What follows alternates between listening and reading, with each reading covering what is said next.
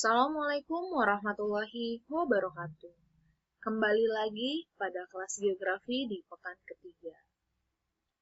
Pekan lalu kita telah mempelajari tentang angka kelahiran dan angka kematian beserta contoh soal yang telah kita bahas. Oke, pada kesempatan kali ini kita akan membahas faktor dinamika penduduk yang ketiga, yaitu ada migrasi.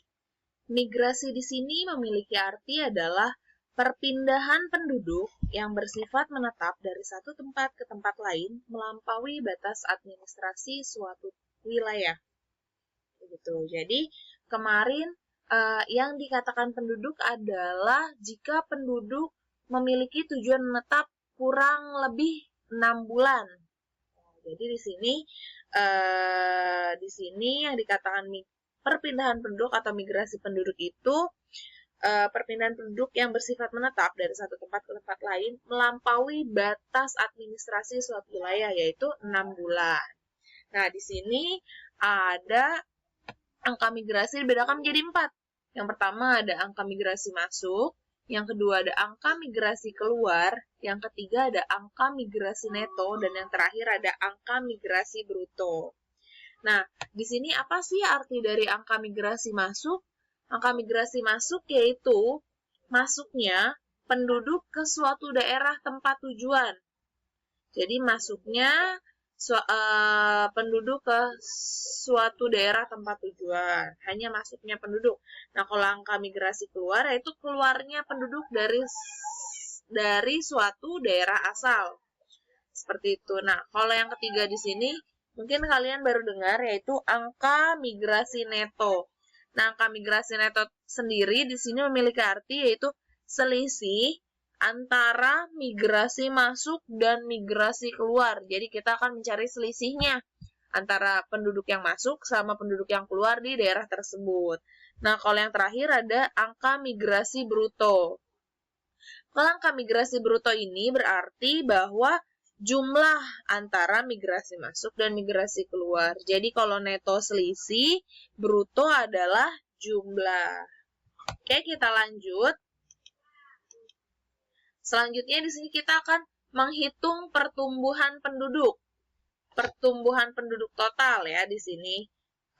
Pertumbuhan penduduk total menggambarkan besarnya pertumbuhan penduduk di suatu wilayah selama periode tahun tertentu dengan memperhatikan faktor kelahiran, kematian, dan migrasi.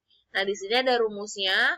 Pertumbuhan penduduk total sama dengan L dikurang M ditambah I dikurang E, di mana PPT sama dengan pertumbuhan penduduk total, L adalah jumlah kelahiran, M adalah jumlah kematian, I adalah jumlah imigrasi, dan E adalah jumlah emigrasi. Contoh soalnya nanti akan saya berikan di pertemuan selanjutnya. Sekarang kita hanya membahas materi saja. Nah, selanjutnya di sini ada proyeksi penduduk, di mana arti dari proyeksi penduduk adalah perhitungan atau perkiraan jumlah penduduk pada waktu mendatang berdasarkan jumlah penduduk pada tahun 0 atau dasar dengan interval waktu yang telah ditentukan. Jadi, proyeksi penduduk ini adalah pendugaan, perkiraan. Jadi, misalnya kita sekarang hidup di tahun 2021. Nah, kita akan mengkira-kira nih, tahun 2025 itu penduduk Indonesia sebanyak apa sih? Kita bisa menggunakan rumus ini, di mana rumusnya adalah PN atau proyeksi penduduk sama dengan P0 dalam kurung 1 ditambah R pangkat N, di mana PN adalah jumlah penduduk pada tahun N. Jadi ini yang akan kita cari. Proyeksi penduduk yang akan kita cari, P0 adalah jumlah penduduk pada tahun 0 atau tahun dasar atau yang telah diketahui. N adalah banyaknya tahun atau lamanya tahun yang diketahui, dan R adalah tingkat pertumbuhan penduduk per tahun dalam bentuk persen. Nah, nanti contoh soal dari proyeksi penduduk juga akan kita bahas pertemuan yang akan datang. Selanjutnya adalah mobilitas penduduk dan tenaga kerja. Di sini mobilitas penduduk merupakan pergerakan penduduk dari satu daerah ke daerah lain, baik untuk sementara maupun untuk jangka waktu yang lama atau menetap secara permanen. Mobilitas seperti ini disebut dengan mobilitas fisik. Nah, jadi mobilitas penduduk ini sebenarnya adalah pergerakan atau perpindahan. Nah, kita akan bahas selanjutnya. Di sini tadi disebut mobilitas fisik. Nah, di sini mobilitas fisik ini memiliki dua jenis. Ada yang permanen sama non-permanen. Yang pertama akan kita bahas adalah mobilitas permanen, di mana mobilitas permanen ini juga disebut sebagai migrasi, yaitu perpindahan penduduk. Nah, arti lengkapnya dari mobilitas permanen adalah perpindahan penduduk untuk menetap dari satu tempat ke tempat lain melewati batas administratif atau batas politik negara. Nah, jadi mobilitas permanen ini dapat dikelompokkan atas mobilitas internal dan mobilitas eksternal. Jadi yang dinamakan mobilitas permanen itu adalah dia telah lewat batasnya dari batas administrasi yang telah ditentukan, yaitu 6 bulan. Jadi dia berpindah untuk menetap, kayak gitu. Itu disebutnya mobilitas permanen. Nah, di sini mobilitas permanen dibedakan lagi menjadi dua, yaitu mobilitas internal dan mobilitas eksternal. Nah, di sini yang akan kita bahas pertama adalah mobilitas internal, yaitu perpindahan penduduk dari suatu wilayah ke wilayah lainnya dalam satu negara. Jadi yang namanya internal itu masih di dalam negara, perpindahan dari satu wilayah ke wilayah lain dalam satu negara. Jadi kalau pindah dari Jakarta ke Bandung itu masih disebut sebagai mobilitas internal karena masih dalam satu negara, kecuali pindah dari Jakarta ke Amerika, itu baru mobilitas eksternal. Dari Indonesia ke Amerika itu eksternal. Nah, di sini mobilitas internal dibedakan menjadi 3. Yang pertama ada urbanisasi, yang kedua ada ruralisasi, yang ketiga ada transmigrasi. Nah, pertama urbanisasi. Urbanisasi adalah bertambahnya proporsi penduduk yang berdiam di daerah perkotaan yang disebabkan oleh pertambahan penduduk wilayah perkotaan dan akibat perluasan perkotaan. Dengan kata lain, urbanisasi adalah perpindahan dari desa ke kota. Nah, jadi karena adanya perluasan daerah perkotaan, maka orang-orang desa yang melihat peluang di kota, mereka berpindah. Jadi, urbanisasi dengan kata lain adalah perpindahan dari desa ke kota.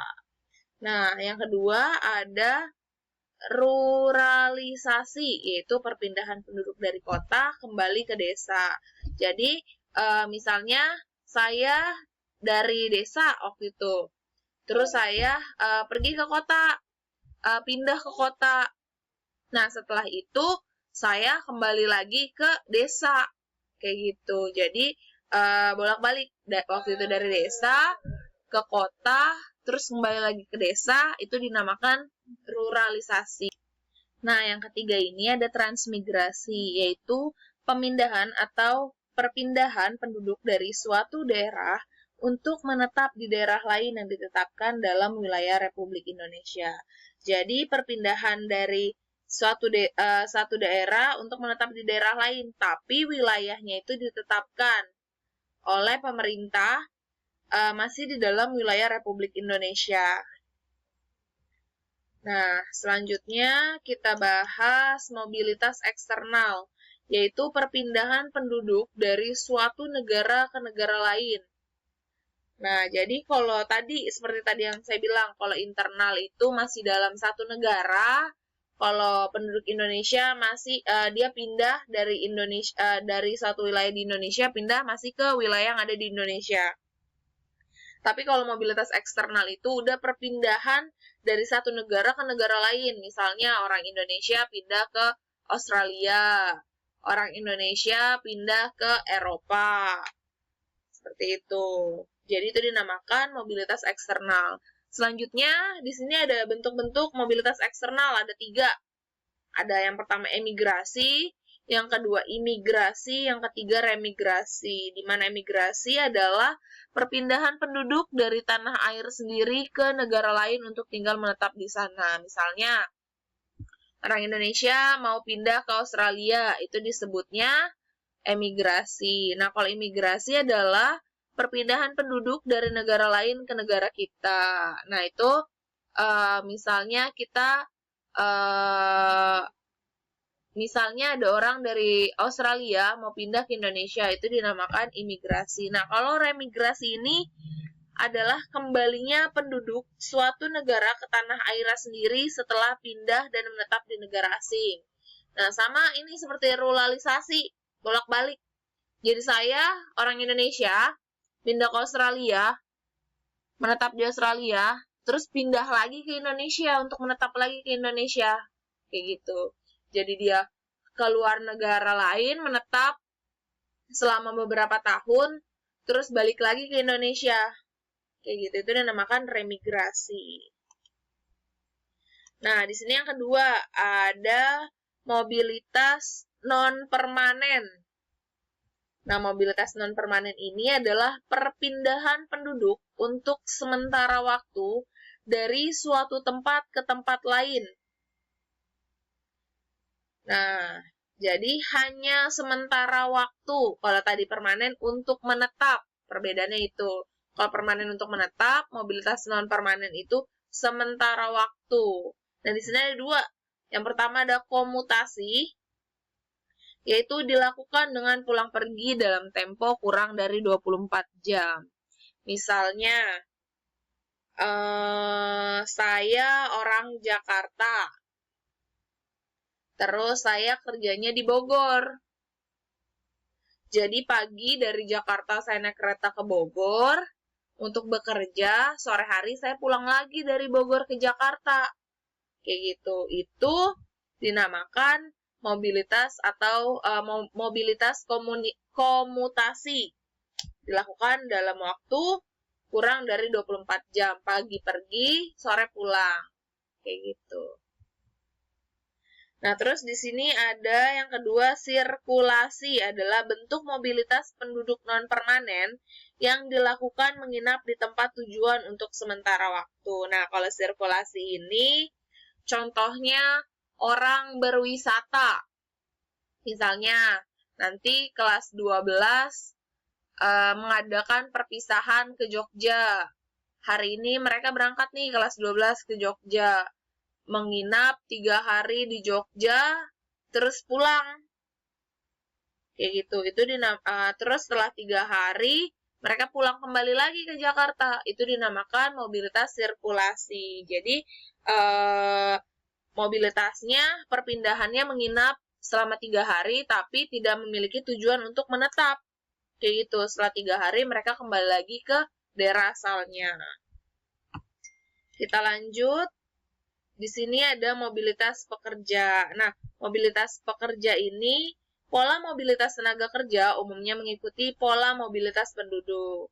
Nah, di sini pola mobilitas pekerja ada dua. Yang pertama ada stayers, adalah tenaga kerja yang bekerja di lokasi yang sama dengan lokasi tempat tinggalnya. Contohnya ini sama seperti keadaan saya sekarang. Saya tinggal di Jakarta, tempat tinggal saya di Jakarta. Nah, ini saya dinamakan mobilitas pekerja stayers. Nah, kalau yang kedua, ada mobilitas pekerja movers. Adalah tenaga kerja yang bekerja di lokasi yang berbeda dengan lokasi tempat tinggalnya. Jadi, ini seperti yang saya contohkan di mobilitas komutasi. Saya orang Jakarta, kerjanya di Bogor. Kayak gitu. Sampai di sini ada yang mau ditanyakan? Jika ada yang ingin ditanyakan, silahkan ditanyakan di grup WhatsApp ini. Nanti akan kita diskusikan di sini juga. Cukup sekian pembahasan pekan ini. Kurang lebihnya saya mohon maaf. Terus berdoa dan belajar. Salam geografi, salam sehat. Assalamualaikum warahmatullahi wabarakatuh.